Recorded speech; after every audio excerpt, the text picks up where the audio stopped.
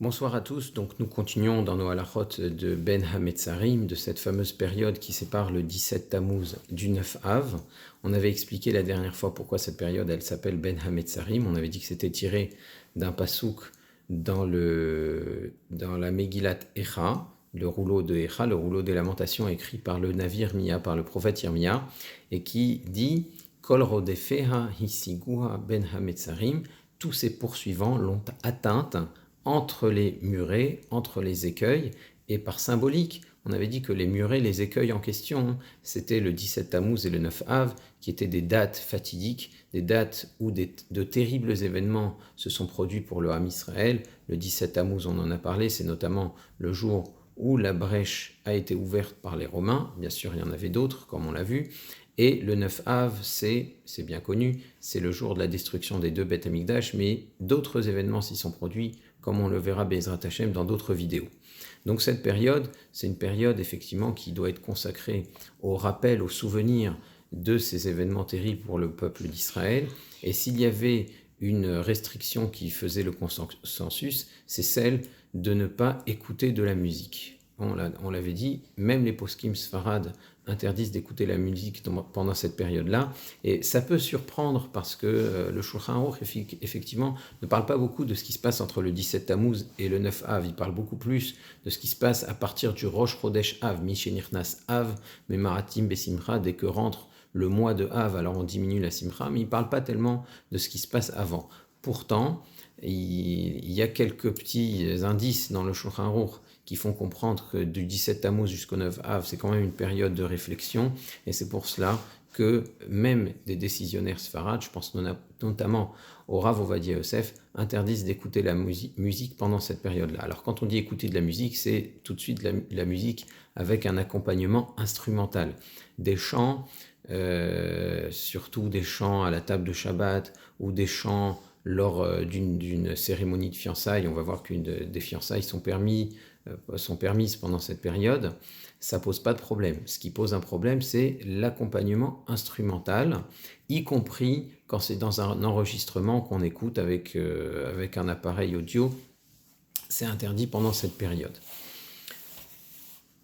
Les coutumes qui sont spécifiques à cette période, alors c'est notamment la lecture des haftarot au Bet Knesset. Il y a 3 haftarot spécifiques à cette période parce qu'il y a toujours 3 Shabbatot entre le 17 Tammuz et le 9 Av, et les haftarot portent un nom très précis qui est celui de Tlata Depura Anuta. Les 3 haftarot, les 3 donc lectures de Navi, lecture de prophète, les 3 haftarot de Puranuta, de réprimande. Puranut, c'est une catastrophe, une réprimande.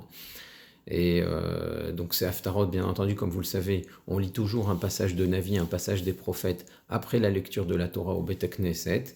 Et en général, les haftarot que l'on lit sont liés soit au sujet de la paracha, soit aux circonstances. Pour les 3 haftarot des Puranuta, c'est pas lié à la paracha parce que ça peut changer de configuration. Parfois, ça peut être Pinchas, puis Matot, Mas'é, puis Devarim. Parfois, c'est très rare, mais parfois Matot et Mas'é sont séparés. Matot, Mas'é et Devarim.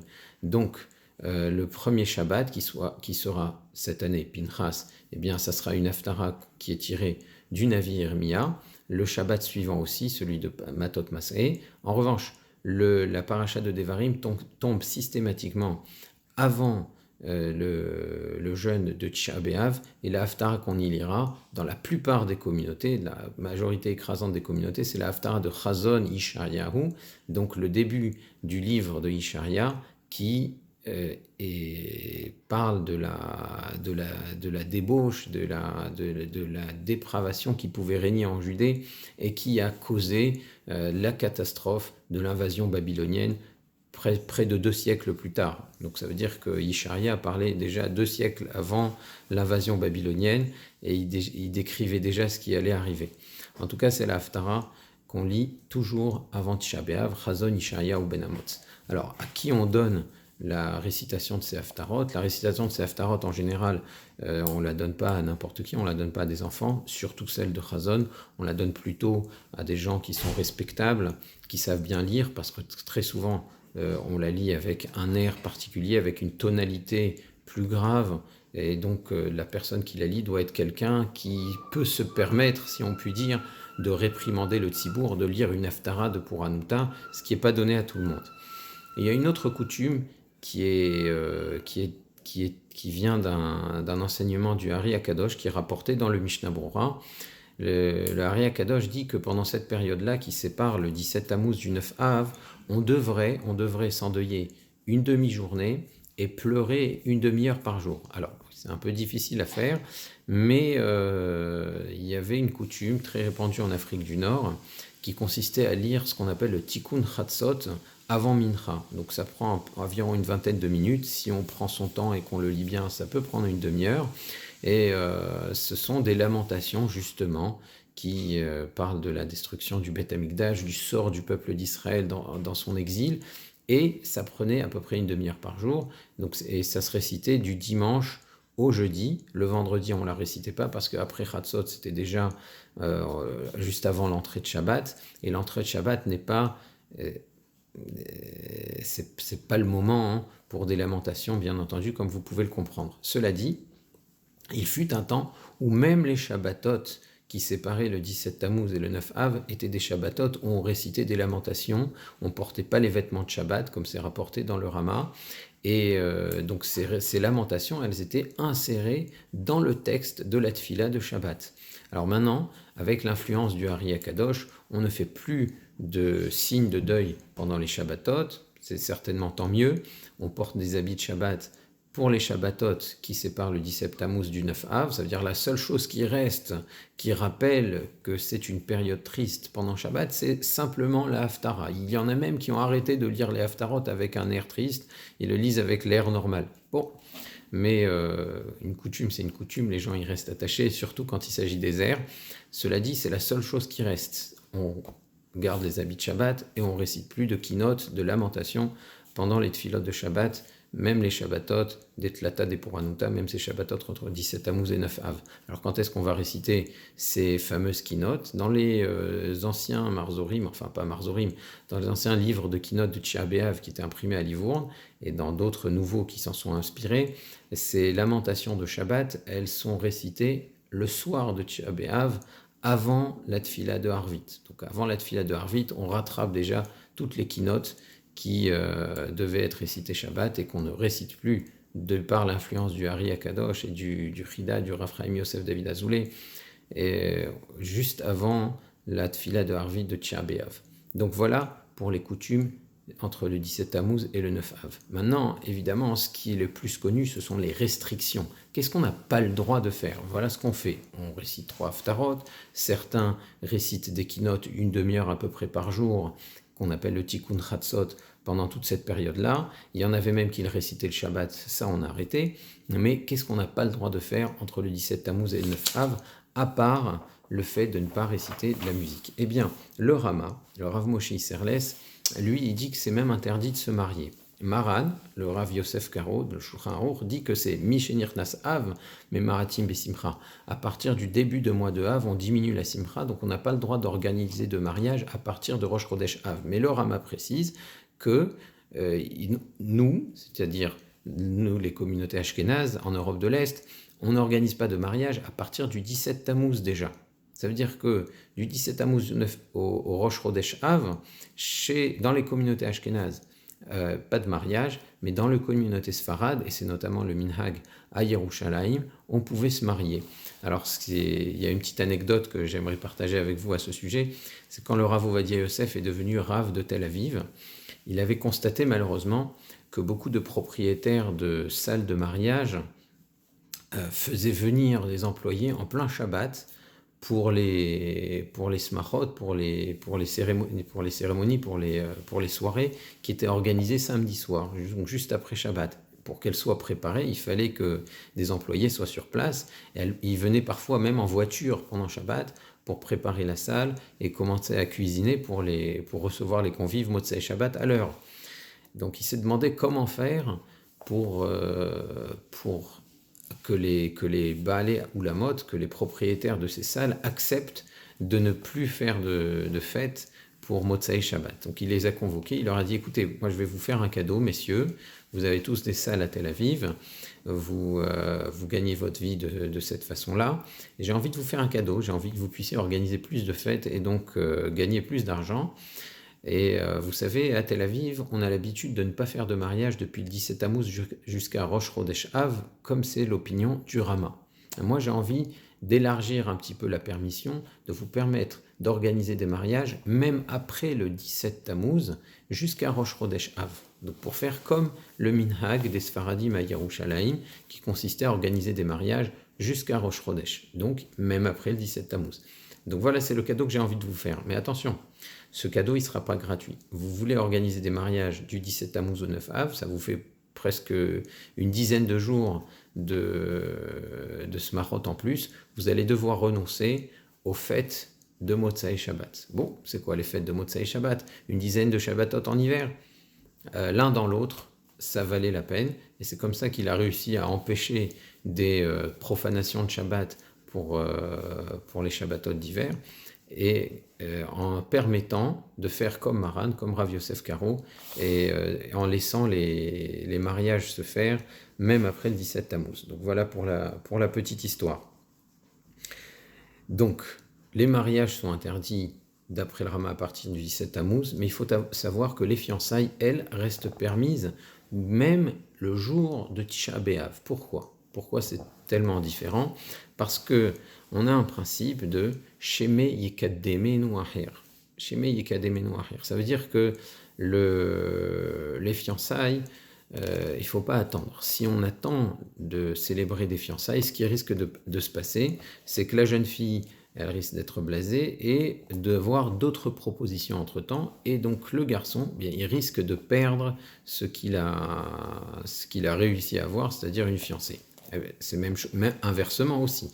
Donc il ne faut pas attendre. Avis donc à ceux qui sont en voie de mariage. Donc ne perdez pas votre temps. La preuve, c'est que des fiançailles, on a le droit de les faire même le jour de Tisha B'Av. Ah oui, alors il y a juste une différence, c'est que le jour de Tisha B'Av, on pourra pas servir de kidouche aux invités. Ce qu'on peut faire par contre avant Tisha B'Av,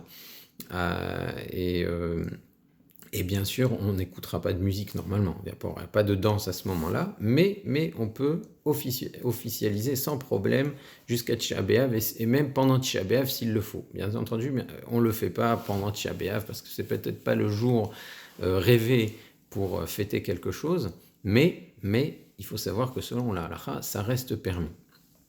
Et il faut savoir aussi que même si pour les Sfaradim, c'est permis de se marier avant le Rosh Chodesh Av, il y en a qui évitent de se marier pendant cette période-là, c'est notamment dans les communautés de Izmir en Turquie et à Djerba, parce qu'ils se disent peut-être le 17 Tammuz et le 9 Av, c'est pas un si bon siman pour une nouvelle vie, donc on évite. Mais il faut savoir que le Haïkaratin, la stricte halakha, c'est de permettre les mariages jusqu'à Rosh Chodesh Av pour les communautés sfarades, et les fiançailles pour tout le monde, c'est permis tout le temps. Et même on peut même servir un kidouche, des douceurs. La seule condition pour les fiançailles, c'est de le faire sans séouda. Autre restriction pendant cette période-là, ça concerne la bracha de Sheheyanou. C'est quoi la bracha de Sheheyanou? La bracha de Sheheyanou, c'est une bénédiction qu'on récite quand on porte un nouveau vêtement, qu'on est content, qu'on éprouve une satisfaction pour quelque chose de nouveau. Et c'est aussi quelque chose que l'on récite quand on vit un événement saisonnier. Par exemple, on arrive à la fête de Pessah, et bien dans le Kiddush, on va réciter la bracha de Sheheyanou. On arrive à la fête de Sukkot, même chose, on va réciter Sheheyanou parce qu'on vit un événement qui revient d'année en année. Le soir de Kippour, on récite la bracha de Sheheyanou qui nous a fait vivre, Veki Emanu, et qui nous a fait subsister, Vehigianu, et qui nous a fait arriver la Zeman Hazé à ce moment-là. Donc la bracha de Sheheyanou, elle exprime une satisfaction d'arriver à un certain moment. Et c'est pour cela que le Shulchan Aruch rapporte au nom du Maharil, c'est un Maharil Moulan, c'est un grand possèque ashkénaze qui était juste avant l'époque du Rav Bet Yosef, du Rav Yosef Karo, donc il y a environ un peu plus de 500 ans environ. Il dit qu'il faut éviter donc de dire cette bracha de Sheheyanou pendant la période qui sépare le 17 Tammuz du 9 Av. Comment tu peux dire merci Hachem qui m'a fait vivre et qui m'a fait arriver à cette période, mais c'est une période difficile pour le Ham Israël, tellement d'événements tristes s'y sont produits. Comment tu peux dire la bracha de Shehrianu? Donc c'est à éviter. Cependant, il faut savoir que le Gaon de Vilna, il estime que c'est une trop grande chumra d'interdire la bracha de Shehrianu pendant cette période-là. Donc selon lui, ça devrait être permis. Et donc c'est ce qui fait dire à beaucoup de poskim qu'on pourrait réciter la bracha de Shehrianu pendant Shabbat. Alors on peut s'appuyer là-dessus, surtout quand il s'agit par exemple de consommer des fruits saisonniers. Par exemple, un fruit de saison dont on sait qu'on ne le retrouvera pas après Tisha B'Av et qui n'arrive qu'après le 17 Tammuz. On a une mitzvah de le consommer, de dire la bracha dessus, de dire la bracha de Shehrianu dessus, mais si on ne le retrouve pas après Tisha B'Av et si on ne le trouve qu'après le 17 Tammuz, c'est la seule période de l'année où on pourra réciter Shehrianu sur ce fruit-là. Donc, vu qu'on a le Gaon de Vilna, eh bien, on pourra s'appuyer là-dessus pour réciter la bracha de Shehrianu à ce moment-là. Le mieux, bien sûr, ce serait d'attendre le Shabbat pour réciter cette bracha de Shehrianu. Même chose, les brachot de Shehrianu qui sont récités à l'occasion de Pidyon Haben, d'un rachat du premier-né ou d'une Brit Mila, évidemment, ce sont des mitzvot qu'on ne laisse pas passer et on peut réciter Shehrianu à ce moment-là. On ne va pas, parce que c'est la période du 17 Tammuz et du 9 Av, et parce qu'il y a une chouva du Maril qui dit qu'il faut éviter, ne rater, louper la bracha, une bracha si importante, pour une occasion si importante, qui est une Brit Mila ou un Pidyon Haben, ou un rachat du premier-né. Donc évidemment, dans ces cas-là, on peut dire aussi Shehrianu. Alors comme on l'a dit, Shehrianu, c'est une bracha qu'on récite aussi quand on acquiert de nouveaux vêtements, de nouveaux habits ou des objets qui procurent une certaine satisfaction. Est-ce que ça voudrait dire qu'on ne devrait pas faire des soldes entre le 17 Tammuz et le 9 Av? Puisque acheter ces objets-là, ça me procure une satisfaction. J'ai trouvé un costume qui normalement vaut 300 €, et bien je le trouve à 150 €. Est-ce que ça devrait être évité? Est-ce que j'ai le droit d'acheter ce costume?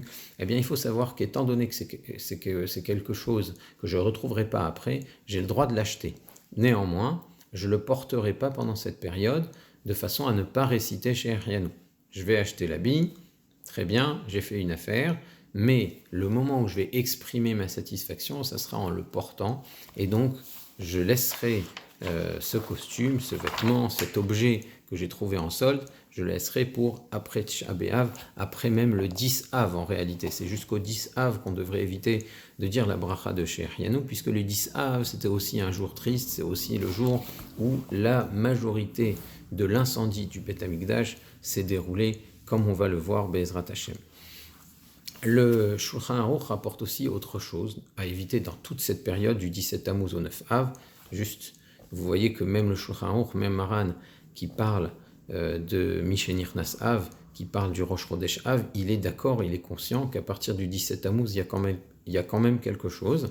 Il dit qu'il faut éviter de frapper les élèves à ce moment-là. Alors évidemment, de nos jours, un enseignant digne de ce nom, il ne devrait pas frapper ses élèves en aucune façon et à aucune occasion. Ce n'est plus une méthode pédagogique utilisée. Certains peuvent éventuellement regretter cela, mais en tout cas, c'est une très mauvaise méthode. Maintenant, de nos jours, c'est sûr que c'est une très mauvaise méthode. Donc, qu'est-ce qu'on veut dire par là? On veut dire qu'on doit éviter absolument quoi que ce soit qui puisse présenter le moindre danger, depuis le 17 Tammuz jusqu'au 9 Av.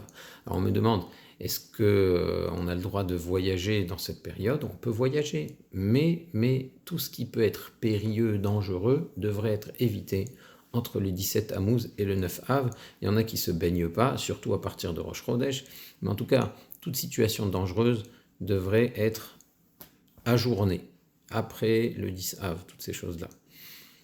Est-ce qu'on a le droit de se couper les cheveux? Alors encore une fois, d'après le Shulchan Aruch, c'est beaucoup moins strict. Disons qu'il ne parle d'interdiction de se couper les cheveux qu'à partir de la semaine de Shavua Shehalbo, la semaine où tombe le jeûne de Tisha B'Av. Donc, d'après le Shulchan Aruch, on pourrait se couper les cheveux jusqu'au Shabbat, jusqu'à la veille de Shabbat Devarim, de Shabbat Razon. Néanmoins, le Rama, Rav Moshe Isserles, il rapporte que le minhag est de s'interdire de se couper les cheveux depuis le 17 Tammuz. Donc ça veut dire que pour les communautés ashkénazes, à partir du 17 Tammuz, on ne se rase plus et on ne se coupe plus les cheveux. Et est-ce que les Sfaradim suivent tous le Shulchan Aruch à ce sujet-là? Il faut savoir que dans certaines communautés sfarades, on s'interdit un peu plus que ce que le Shulchan Aruch n'exige. C'est-à-dire que même si on pourrait se couper les cheveux jusqu'à la semaine où tombe Tisha B'Av, la communauté juive de Tunisie, par exemple, ne se coupe pas les cheveux à partir du Rosh Chodesh. Et à Djerba, c'est même à partir du 17 Tammuz. Donc ça dépend des communautés. Donc si quelqu'un a des impératifs professionnels, etc., eh bien, il peut s'appuyer sur le Shulchan Aruch et se couper les cheveux, mais il faut savoir, et se raser surtout, parce que se couper les cheveux, il n'y a rien de vraiment urgent. Et pourquoi c'est mieux de prendre cette Khumra-là et d'éviter au moins à partir de Rosh Chodesh, voire depuis 17 Tammuz, même dans les communautés sfarades, parce que ce qui peut arriver souvent, c'est que Tisha B'Av tombe juste après Shabbat, et on peut être rasé de frais, les cheveux coupés nets, et on arrive le jour de Tisha B'Av comme un khatan, comme un jeune marié, tout frais. Bon, donc on n'a pas vraiment senti de deuil particulier dans notre attitude si on s'en tient à la stricte règle du Shulchan Aruch. C'est pour ça que dans certaines communautés, comme on a dit, on se montre un peu plus strict, on s'interdit de se couper les cheveux depuis soit Rosh Chodesh ou soit le 17 Tammuz. Dans les communautés ashkénazes, encore une fois, c'est à partir du 17 Tammuz. Est-ce que ça voudrait dire qu'on n'a pas le droit non plus de se couper les ongles? Alors le Kitzur Shulchan Aruch du Rav Shlomo Gansfried dit qu'il faudrait éviter à partir de Shavua Shechalbo. Le Mechaber et le Rama, eux, ne parlent pas du tout des ongles. Ils n'ont parlé que des cheveux, ce qui laisse entendre que pour eux, il n'y a aucun problème. Donc il y a juste dans les Acharonim, dans le Mishnah Brura, qu'il dit qu'il y a éventuellement un débat. Donc les Sfaradim, les poskim Sfarad, en règle générale, ils permettent complètement de se couper les ongles. Pour les communautés ashkénazes, ça pourrait éventuellement être une khumra, mais il faut savoir que l'Ichvot Shabbat, juste avant Shabbat, on peut parfaitement se couper les ongles, et y compris pour une dame qui aurait une villa qui devrait se tremper au mikvé, elle a la possibilité, il n'y a aucune restriction à ce sujet, elle peut tout à fait se couper les ongles, y compris pendant Shavua Shechalbo. Voilà, on verra Be'ezrat Hashem les différentes coutumes qui concernent les 9 jours dans une prochaine vidéo si Dieu veut. Au revoir.